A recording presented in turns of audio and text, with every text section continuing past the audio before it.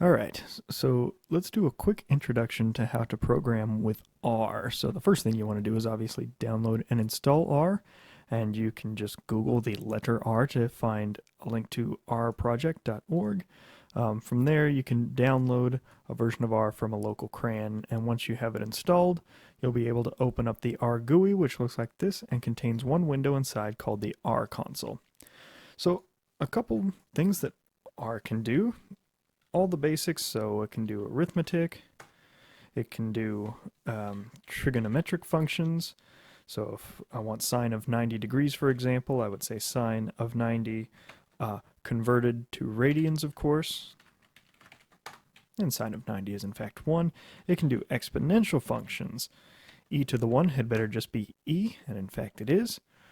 It can do square roots, and if it can exponentiate using the caret key, so if I do 3 to the 0.5, that's the same as a square root. You get the idea.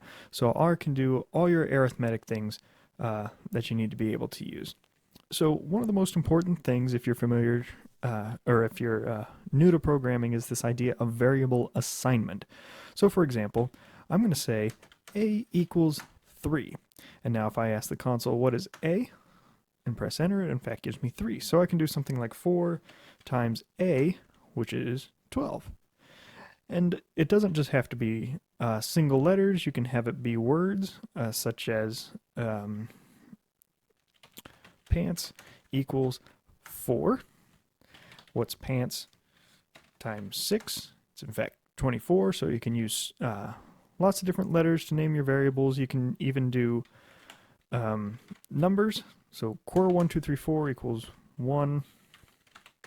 And in fact, it is 1. If you ever forget what you've named your variables, you can use the function ls, open close parenthesis, and if you run that, it'll list all the variables that you have in your workspace. And I've declared 3 of them so far, so that's what I have.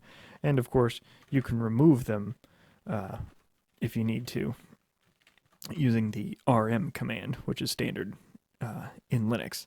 So what I'm going to do is go up to File here and do New Script, and this opens up an R editor down here at the bottom. And the reason that this is useful is you can run many commands at once rather than doing just line by line in the console. So for example, I could do A equals 3, B equals 5, A to the B. And if I want to run all these in a single run, I'll just do Control A to select them all and Control R. Control R is a way of running commands in the editor. So right now I've got my cursor at A equals 3. If I do Control R, it'll run that line. B equals 5 now. If I do Control R, it runs that line. And if you select all the lines, it'll run all of them for you. So there you go. You can also make your own functions, right? So we've seen some trig functions, the exponential function, but perhaps I would like a function to calculate x squared plus y over 3. I would really like to calculate that given some x and some y. So I could just run it all together and see what I get out. But another way of doing this without having to type this out, especially if you have a more complex function where it's x squareds in signs, or whether you're running a whole bunch of scripts, is to define your own function. So I'm going to call this my function, and I'm going to spell it right, is equal to, and this is the R command, function, lowercase, where in parentheses I'm going to say that's what my function needs to run, and in brackets immediately following the parentheses, curly brackets, it will have the actual operations. So I need an x and a y to run this function. So if I run this command, Control R, now I've defined my function to be equal to this. And in fact, if I say, what does my function look like? I'm going to spell it right again.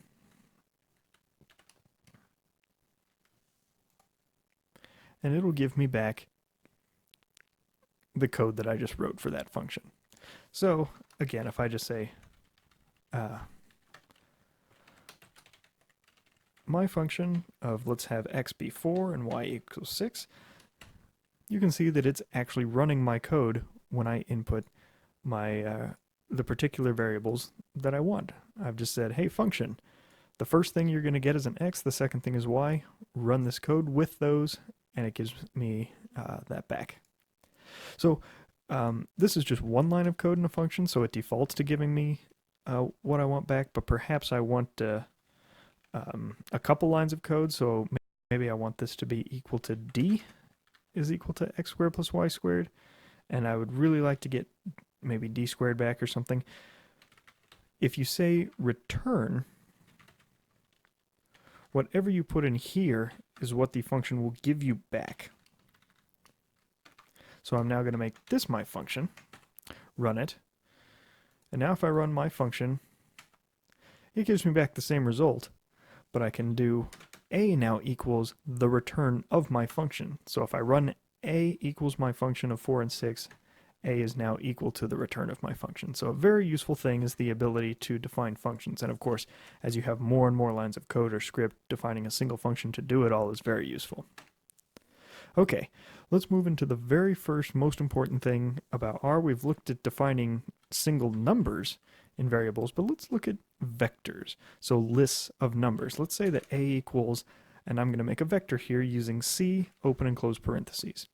Within the parentheses, all I have to do is say, I want A to be 1, 4, 3, 6.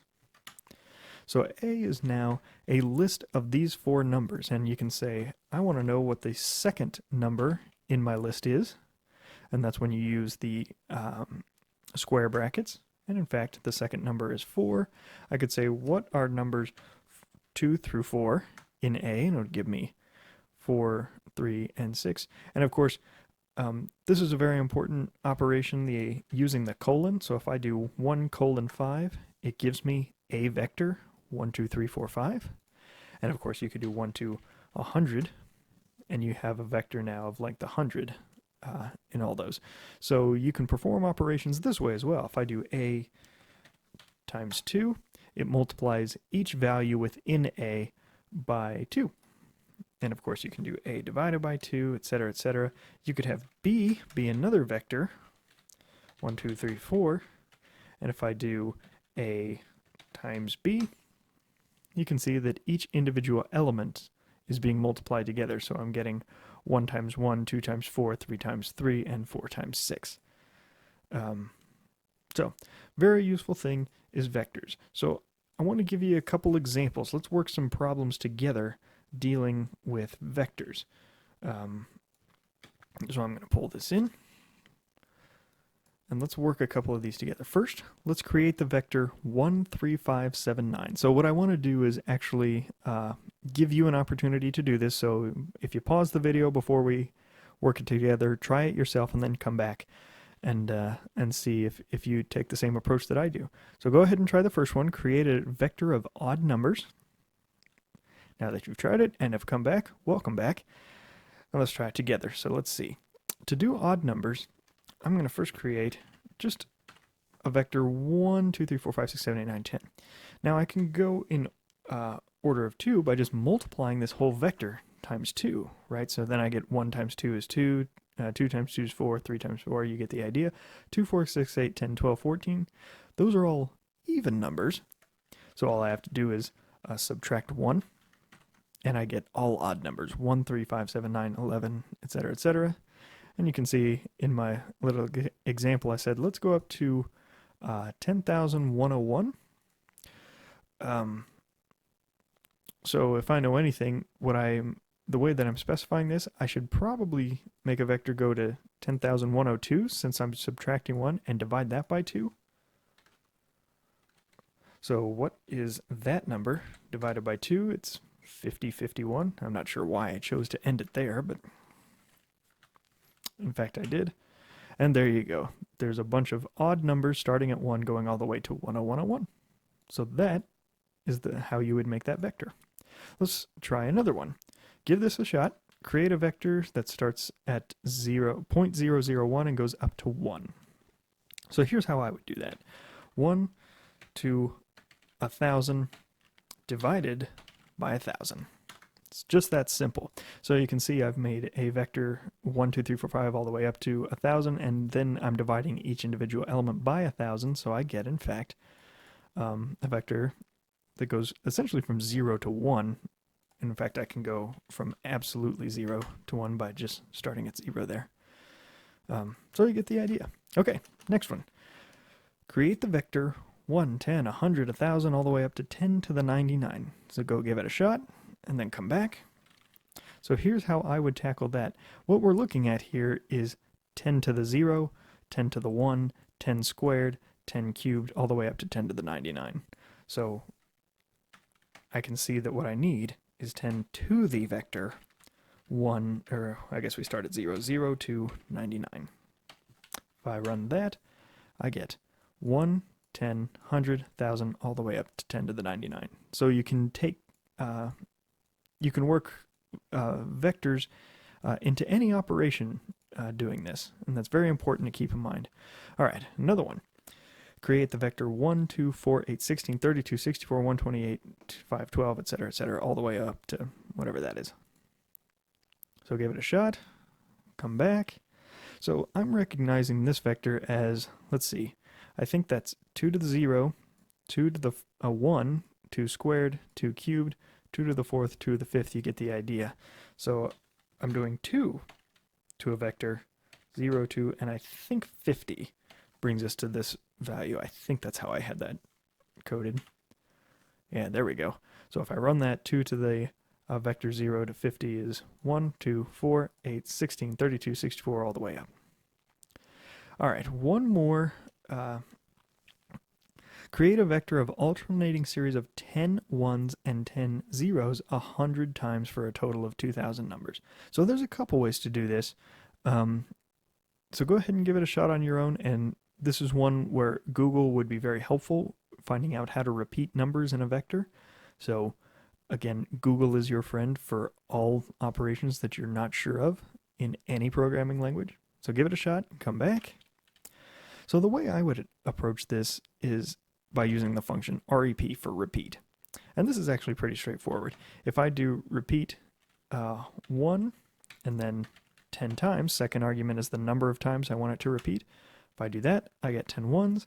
If I do it for 0, I get 10 zeros.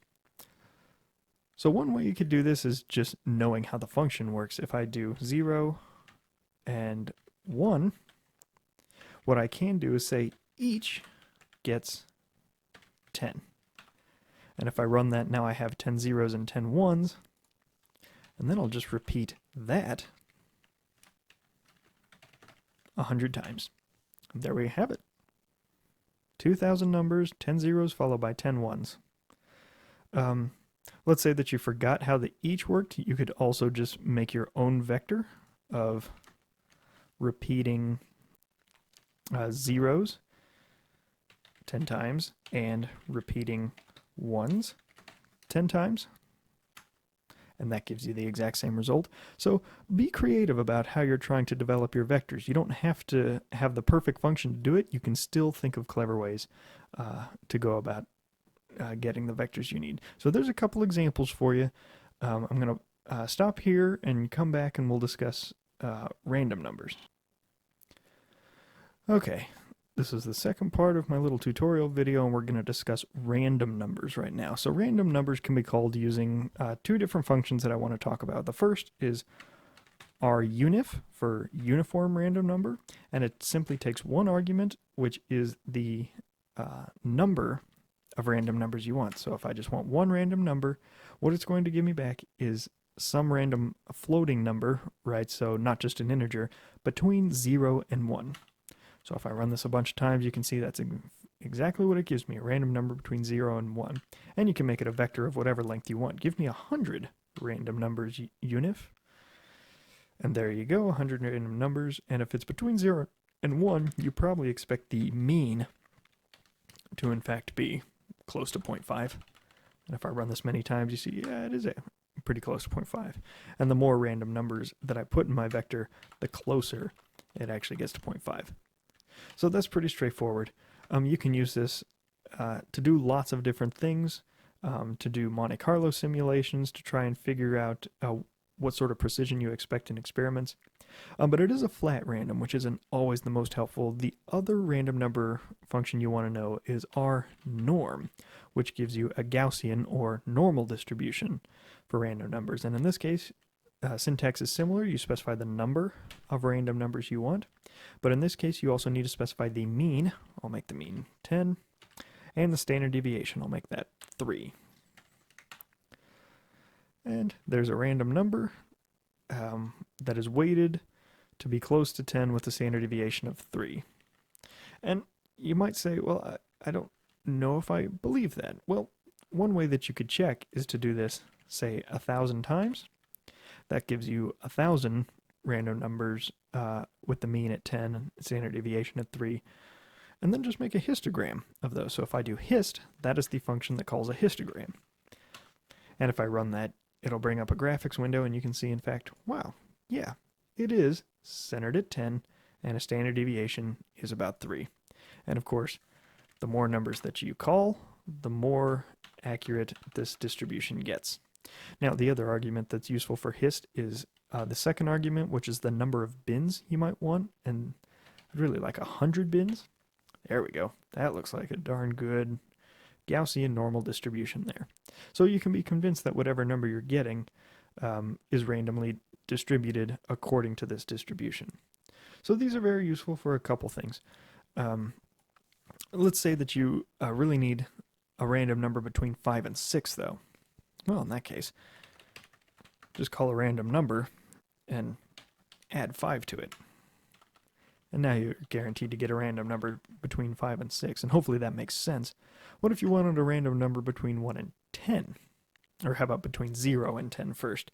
Well, then you just multiply your random number by 10, and it just scales up the random number between 0 and 1. If you wanted a random number between 1 and 10, not including 0, then your range would be 10 minus 1, which would be 9. And then you just add 1 so that you're starting at 1. And again, if you say, I don't know if I believe that that's what it's doing, go ahead and do a whole bunch of them and histogram it.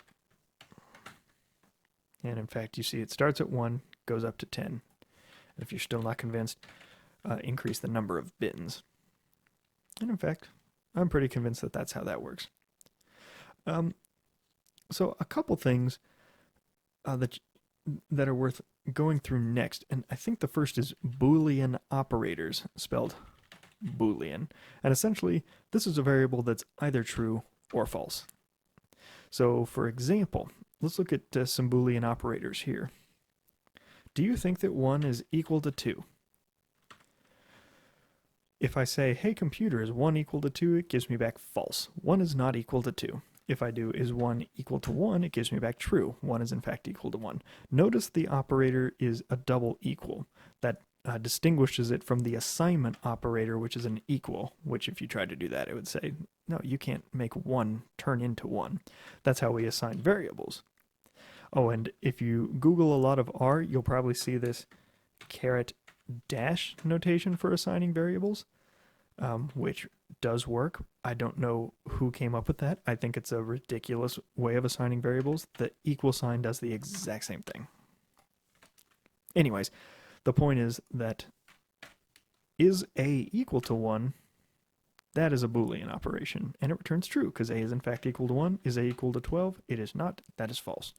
So true and false are good ways of asking what do your data look like, especially if you have a lot of data.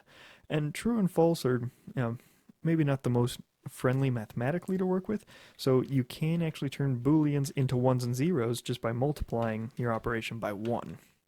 And now you can see it'll return the integer 0 for A is equal to 12 and 1 for A is equal to 1. So here's an interesting thing. How about if I do 100 uniform random numbers, and I say, are those greater than 0.5? And you'd expect about half of them to be greater than 0.5 and half of them not to be. If I run that, you get a bunch of trues and falses. So here's the question. How many were in fact greater than 0.5? Well, the way that I would do that is just add them up. What is the sum of these 100 uniform numbers greater than 0.5? If I run that, it gives me 51. Out of 100 random numbers between 0 and 1, 51 of them were greater than 0.5. And this will, of course, will fluctuate each time you run it, but you get the idea that what we have here is this vector of trues and falses, which, when performed a mathematical operation on, treats the falses as zeros and the trues as ones. So you could also do this for how many are less than 0.1? It gives you somewhere around 10. So hopefully that makes sense, and that's a very useful a useful way of binarizing your data, is just using Boolean operators. And a couple others to be aware of is a equal to 1, is a not equal to 1, which uses the exclamation mark equal sign. And because a is equal to 1, then is a not equal to 1 would be false. If we said is a not equal to 3, that statement will be true. So you get the idea. Let's say, is a greater than 0? Using the caret symbol, it is greater than 0. Is a less than 0? It is not less than 0. Is a greater than or equal to 0? And it is a less than or equal to 0. So you get the idea. These are all just Boolean operators. The reason that this might be useful is in, say, you're running a script in what we call an if statement. So let's say that you run a script and you only really want this particular piece of code to run if a is equal to 1. So if a is equal to 1, let's have it print something. Hello. And notice when you print something, you have to put it in quotes because that's what we call a string. Just a whole bunch of letters that actually are to behave like words and not variables. So if a equals 1, print hello, and I ran it, a does in fact equal 1, so it printed hello. If I say, if a equals 2, print hello, and I run it, nothing happens. So now we should probably talk about the for loop. Consider this piece of code. For k in 1 to 10, print k. And again, notice that my arguments for these statements, both the for and the if, are in regular parentheses, and the commands are in curly brackets. So let's run this code and see what happens. It printed 1, 2, 3, 4, 5, 6, 7, 8, 9, 10. What the for loop does is it says, okay, this variable I want to be set equal to all the numbers in this vector, and for each time that it's done, that it is set equal to that, I want this piece of code to run. So this vector, of course, is just 1, 2, 3, 4, 5, 6, 7, 8, 9, 10. So it set k equal to 1, then printed k. Then it did it again, but this time it set k equal to 2 and printed k. And then it did it again, setting k equal to 3, printed k. You get the idea. So that's why we got this output right here. So this is actually one of the most useful things if you need to operate on a lot of data really quickly, but you have to do it individually. This is a great way of doing it. So for example, let's say I have the vector a, which is, let's say it's a 10 uniform random numbers between 0 and 10. So there's a, and actually, you know what? I would like these to be integers. So I'm going to set a equal to, let's round these numbers to their nearest integers.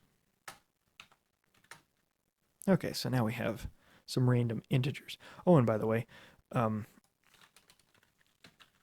is now some random integers. If I, let me try that code again. Let's make 10 uniform random numbers times 10. That is now a. If I do round a, it'll go to the nearest integer. If I do floor a, it will round down to the nearest integer. And if I do ceiling a, it will round up to the nearest integer. So those are useful commands to know. Also, something that may be weird to people is I can say a is this vector right here, and I'll go ahead and set a equal to the rounded version of a. Okay, so this I've noticed kind of weirds people out, the idea of saying a equals something other than a. But remember, the equal sign behaves as an assignment. So it's going to calculate the rounded values of a and then restore that in a. So if I run this, then look at a, I get the rounded values of that function. So sometimes you'll see code do things like a equals a plus 1, which seems weird if you're not familiar with code, but essentially all that's doing is saying, hey, whatever a is, add 1 to it, that's my new a. And you can see if I do that, I get this value. So let's try for k in a, print k. And you can see that it assigned k the first value and printed its second value and printed it. You get the idea. Now let's put this in here. So for k in a, if, let's say if k equals, yeah, there's two 10s in here. So if k equals 10, then print hello. So if I run all this, I get 2 hellos. It printed hello when k was equal to this 10 and then that 10. Anyways, so just to give you a feel for how that would be useful, for loops, if commands, and then there's the while loop where you can say, while k is less than 100, go ahead and perform a bunch of commands, and hopefully in there somewhere you have k is now equal to something else each time. And you could even say k equals k plus 1 if you wanted, in which case it's going to behave essentially exactly like a for loop. So if I start k at 0, and then say while k is less than 100, then I'll go ahead and print k. And you can see this while loop starts out with k equals 0, prints it, adds 1 to it, prints it again, adds 1 to it, and it keeps performing these commands until k becomes essentially 100 or greater. Okay, I'm going to pause here, and then we'll come back and do some. Okay, so we want to try plotting some things next. The function we're going to use to do this is the most commonly used function called plot, which makes scatter plots. So let's make x equal to, how about 1 through 100? All right, our plot x.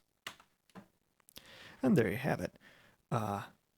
What it's doing is it's actually just putting data points down in the order of x's indices. So x is a vector of length 100, and the value in x at 1 is 1, the value in the second position of x is 2, and so on. So the positions are what's placed at the bottom, or called the indices, or individual would be index, and the values of x there would be on the y-axis. So if I did x equals to 1 to 100 squared and plot that, okay, so you can see the actual values at each index are the square values of that index. So maybe that's useful, maybe it's not. Maybe you'd like to see, how about x is 1 to 100 and y is e to the x. Oh, but I'm still plotting x here. There we go, y. Yeah, there you have it. Exponential function. Now, maybe you don't want to take e to the 100 right here. Maybe you want a whole bunch of values in between 0 and 1 and find e to that. Well, like we saw when we were making vectors, we can just divide this by 100, and now we'll have 100 data points all in between 0 and 1. And if we run that, we get e to the 1, and then finally we have, or excuse me, e to the 0, then e to the 1 up here. But notice that this is not the x-axis going from 0 to 1. In order to get the x-axis to be plotted, we make that our first argument, and now we are plotting x from 0 to 1 and e to the x on the y-axis. So plotting is very useful, very common. We could even do y equals sine of x, and there you have the sine of x from 0 to 1, and maybe you'd like to see a couple cycles, so I'll multiply x by 2 pi. So there's one cycle. Maybe 4 pi is more fun. There you go. 100 data points in between 0 and 4 pi, a sine of x plotted against that. So scatter plots are very useful for this reason. Something I don't like that our default to is these open circles for plots. The way that you can change what the data points look like is using PCH. If I set PCH equal to 1, they're open circles, 2 is open triangles, 3 is plus signs, 4 is X's, 5 is diamonds, etc., etc. My favorite is number 19, which is just filled in circles. And you can, of course, Google plot PCHR and find little charts in Google Image that show you what all these are. So I like 19 for scatter plots. But maybe I have 2 plots that I really like. Maybe I have sine of x and the other would be cosine of x perhaps. So I have a y and a z. So maybe you say, okay, well I'll plot x and y and then I'll plot x versus z. Well, I gotta define z. So anytime that you do plot, it will redraw your entire graphics window. So if you want to place data on top of other data, you don't want to use plot, you want to use points. So in this case, plot is going to draw a fresh graphics window and plot x versus y, and then points just puts dots on top of the drawn window. So you can see that here. I can't really tell those apart very well. Maybe I'll color them differently so I can. So I'm going to make x versus y. I'm going to set this new argument, col, for color, equals red. And down in points, I'll make col equal, let's see, blue. There we go. Now I can tell my plots apart. So that's pretty useful.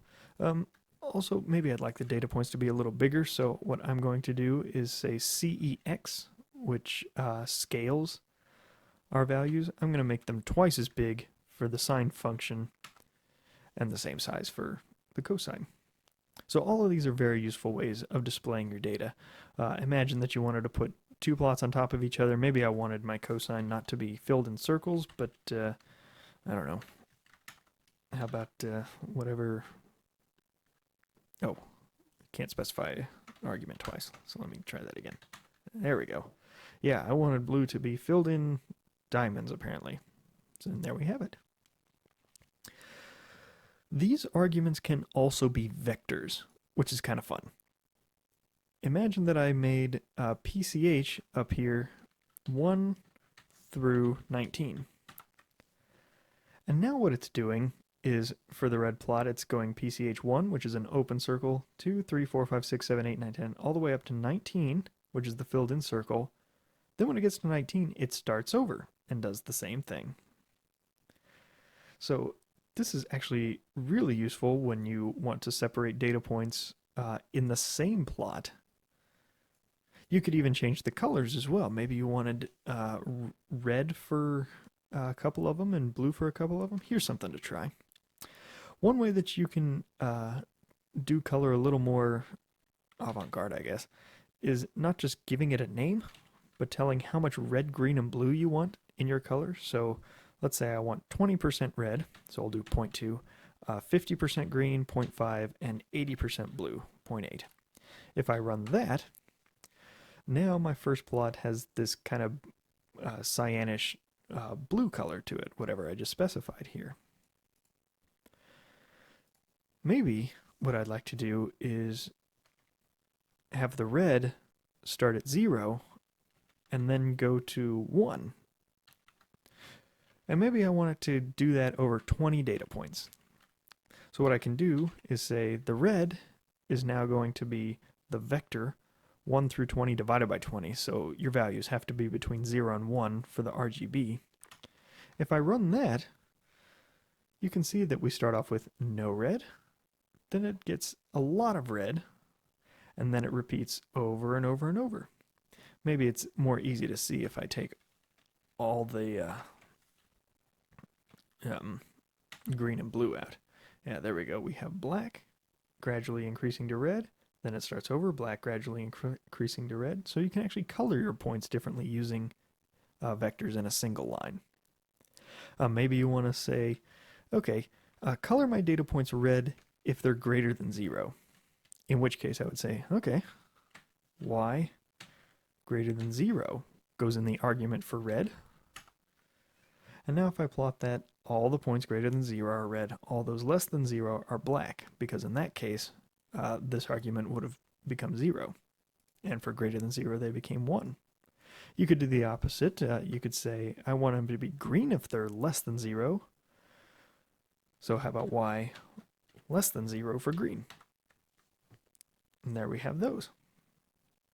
So you get the idea. You can do a lot with your operators here. In fact, we can make them bigger and smaller, however we like. Plotting things is a very useful way of sharing your data, and by knowing what these different arguments do, you can make actually really attractive plots very quickly with a lot of data. So I encourage you to play around with them quite a bit. A couple other things we can do, we've only done scatter plots here, just plot and points, but maybe you'd like to do lines. So what I'll do here is I'm going to copy this line and paste it down here. And then instead of points, I'm just going to do lines. And if I run that, now our cosine function, all the dots are connected with lines. Easy as that. And if you just wanted lines, maybe you just, you wouldn't run the points, you'd just run lines.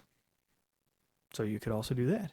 And you can make the line width bigger and smaller. I'll make my line width 2, and that doubles my line width. And I think you can even do line type. So I set my line type equal to 2, which gives me a dashed line instead of a non-dashed line. Now what else can you do? I would really like to know where y equals 0 is at. So to do that, I can use the function abline. So abline takes a value of a and a value of b and draws a line with a as the intercept and b as the slope. So here I just drew a horizontal line at 1.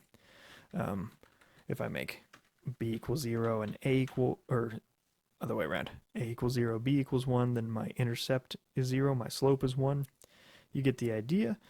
You can also do with AB line, just specify a horizontal line, say h equals 0, and this will draw a horizontal line at y equals 0. You can do the same thing with vertical lines. Draw me a line, how about at every integer, 1 through 10. Or I guess we go to past 12. Let's do 1 through 20 to make sure we get them all. And I want this line to be a dotted line, so I'll set the type equal to 2, and I want the color to be gray.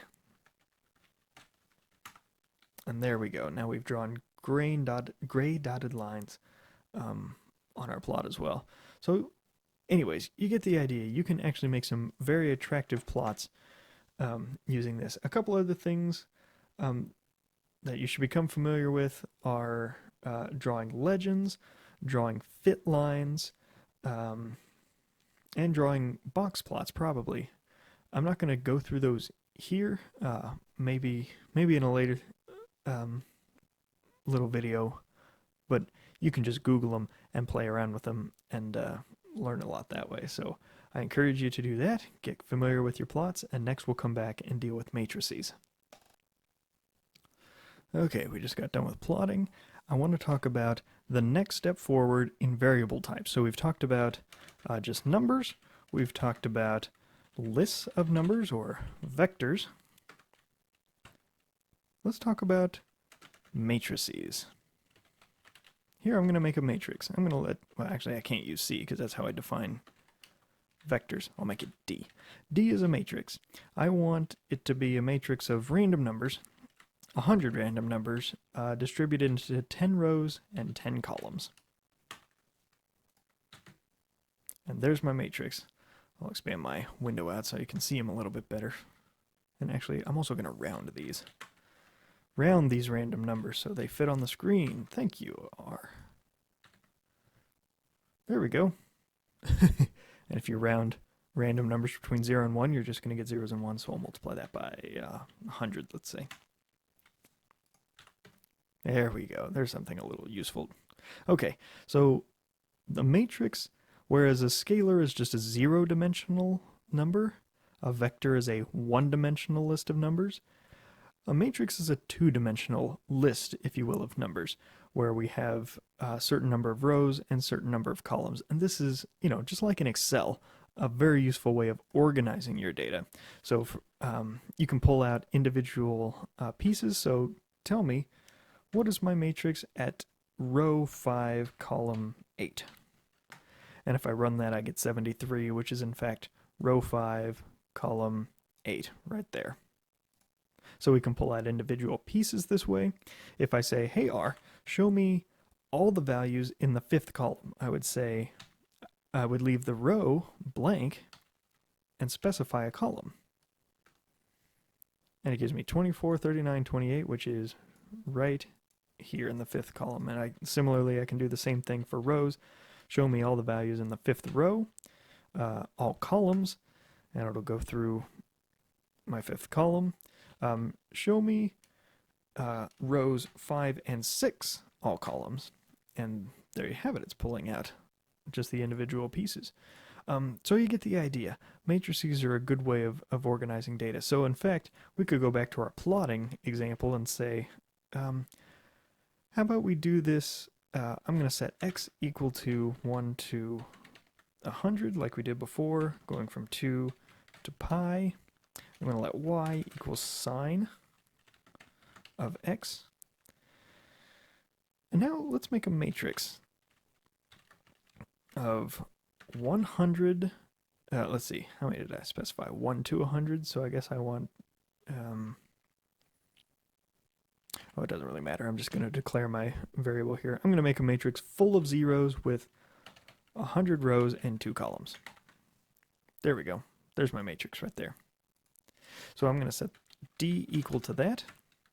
And now I'm going to say, hey, I want all rows of the first column of D to be X.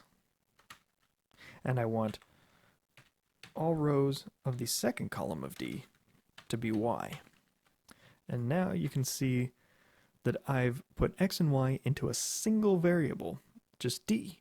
I didn't have to have X and Y be separate variables, and now if I really wanted to plot it, I could say plot on the X-axis, all rows, plot on the Y-axis, or excuse me, all columns, sorry, all rows of the first column. In the second, it would be all rows of the second column, and I get sine of X, all just in one variable. So I don't have to keep track of that much data anymore. So just like you would in Excel, have different columns and different rows of data, R is very good at dealing with this. The reason that this is important for us is because we do a lot of image analysis. So let me show you another matrix that I've already loaded in called Mario. This is the matrix Mario right here. And in fact, the way that we deal with images, right, is we have pixels which essentially store numbers, and each number represents a brightness in our image. So if I use a function, a homemade function that I have, which will show us a matrix as an image, you can see that this matrix, right, all the 255s, since it's an 8-bit integer, go to white, all the zeros go to black, and all the other numbers go to some grayscale value in between, and that's how we produce an image. So not only can you organize your data in matrices, but a single image can be put into a matrix, and this is incredibly useful. So one of the things that we do a lot in our group is store entire data sets as matrices. So if I pull one over, let's see, I've got, I'm just going to pull a data set from hyperpolarized gas study over. And I've got another function called makeSlide, which will show lots of images. This is one full data set all stored as one variable, MR. And you'll notice that the way that we, of course, acquire MRI images is we have a bunch of rows, a bunch of columns, and a bunch of slices. If I look at the dimensions of MR, it's in fact a three-dimensional array with 96 rows, 96 columns, and 10 slices. And this function that I've built essentially goes through one by one and prints an image of each slice. So you can see where this utility is very powerful. Single variable stores an entire data set. And we can do analysis this way as well. So if I've got another variable in here called mask array, which when I print out shows you, oh, these are the different lobes, or actually what these are, of my image. So if you really want to know, I wonder how much signal is within a certain lobe. And if I just look at the values of mask array, the way that I organize these is a different integer in the mask determines a different lobe. So if I say, what are all the integers? I can use the function unique. What are the unique values in mask array? And you have to specify that I want this as a vector, because otherwise it does it slice by slice, row by row, or column by column. There's all my lobes. I think this is left lobe, left upper lobe, left lower lobe, right upper lobe, right middle lobe, right lower lobe. I think that's how I did this. Anyways, the point is I can say, well, show me all of the mask array that is equal to 5. In other words, show me the right lower lobe. Or apparently this is the right upper lobe. And you can see it showing you exactly that. And then maybe you say, okay, now show me the signal in my MR image in the upper lobe. So you can see what I've done. Because the way it multiplies matrices is just element-wise multiplication, my MR is multiplied by the mask array equal to 5. And mask array equal to 5 is 0 everywhere except where mask array equals 5, in which case it becomes 1. So this whole expression is a bunch of zeros, and then the 1s multiply the MR signal, so it shows up here. Can you see how this is very useful for doing analysis on entire data sets? So for example, here I'm going to pull in a new data set and we'll look at this person. Let's see. Let's use one that's got a few defects that we can... Yeah, there we go. So this is a data set from a cystic fibrosis patient showing actual defects. Wouldn't it be nice to know what volume of the lung is defect and what volume of the lung is ventilating properly? We can actually do this very quickly using our matrix multiplication in R. So here I'm showing the entire slide. Obviously, I don't want to do analysis on anything outside the lung, so that's what mask array is for. So if I multiply my MR times mask array, and I'm just going to say all lobes, so if mask array is greater than 0, then that counts. So if I multiply those together, I take out everything that wasn't within the lung. So if I want to do that analysis, let's see, show me a histogram of all the signal values in the lung.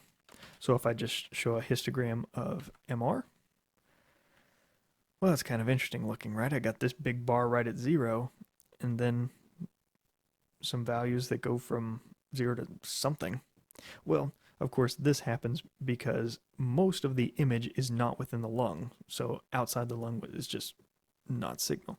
So what I really mean is, okay, show me the histogram of MR, but the values in which the mask array is greater than 0. There we go, that's looking better. So of course, I do still have a lot of values that are low, and that's because this particular person has a lot of ventilation defects. In fact, we can make this a little more precise. And you can see this person has a lot of ventilation defects. So here's what we typically do. The argument that we try to make is that everyone breathes in the same magnetic moment of gas, and if it doesn't go somewhere, i.e., if it doesn't go in these defects, it has to flood into the other regions of the lung. The idea then is that between a healthy and unhealthy person, the average signal should be constant, and therefore we can normalize it in order to compare different data sets. So in that case, what you might do is, okay, so show me all the signal in the MR, I'll do a histogram, divided by the average of all the signal in the lung. And in this way, you can see the x-axis, it's the exact same plot, but the x-axis now shows that 1 is where the mean is, and 2 would be 2 times the mean, 3 times the mean, etc., etc.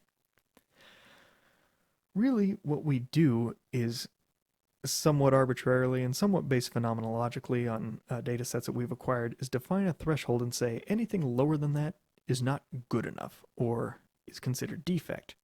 And to give you an idea of how we do it in our lab, we say find all the signal values that are less than 0.6 or 60% of the lung. So I'll go ahead and just draw a line there. I'll color it red so you can see it.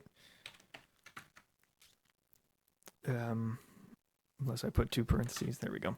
So this would be our threshold. Look at all the signal that was below that threshold in this patient. Those would all be considered defects, and that percentage of the signal would be that person's ventilation defect percentage. And it so happens that that is a very sensitive measure of lung function. And that is what we do. We try to measure how much of the lung is ventilated and how much is considered defect in order to characterize or quantify lung function. So that's just kind of a taste of what you can do with matrices, a couple commands that are useful in dealing with matrices in R, and just kind of highlighting how you can organize data in single variables just by using this matrix organization. And of course, matrices don't have to just be 2 by 2. You saw that I had MR, which was dimensions of rows, columns, and slices. It doesn't have to stop there. You can have rows, columns, slices, and as many different dimensions as you want. I've got, let's see, I think I have one in here called pathos, which I believe the dimensions are either 4 or 5. Yeah, 5-dimensional variable here, which is rows, columns, slices. I think this is pathology in a slice, and this is the readers per pathology per slice. So a lot of data contained in a single variable, just based on how you like to organize your data. Anyway, so that is all just a little taste of how we use R in the lab. We'll come back in a later video and show you how we really do analysis so you can follow along and do it yourself with your own data.